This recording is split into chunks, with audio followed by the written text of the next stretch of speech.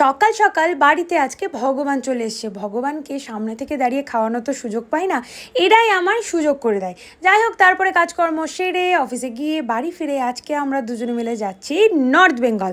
তবে হ্যাঁ, ঘুরতে না, এই প্রথম আমরা যাচ্ছি নর্থ বেঙ্গল কাজে। যাই হোক, এটা মনের ভেতরে তো একটা আনন্দ আছে, প্লাস একটা ছোট্ট দুঃখও আছে। বানিয়েছিলাম অফিস থেকে সে তাড়াহুড়োর মধ্যে ফ্রাইড রাইস আর চিকেন কষা। এটা বানানোর ভিডিও করার সময় হয়নি, আর মা দুপুরে পাঁপড় ভেজে রেখেছিলো, সেটাও একটা কোটোতে ভরে নিয়ে চলে এসেছিলাম। ট্রেনে বসে যখন জমিয়ে খাচ্ছি ভেবেছিলাম চালটা হয়তো পুরোটা সেদ্ধ হয়নি, কিন্তু না, দারুণ হয়েছে। ও হ্যাঁ, বলতে ভুলে গেছি, এর মধ্যে ছোটো ছোটো ডিমও ছিল, আর সেটা খেতে এত ভালো লাগছিল। ট্রেনের মধ্যে বসে আমরা যেন অমৃত খাচ্ছিলাম। এই করতে করতে পৌঁছে গেলাম আমাদের ডেস্টিনেশন, এবং যখন পৌঁছলাম তখন রাত অনেকটাই, দেখো সবাই ঘুমিয়ে পড়েছে।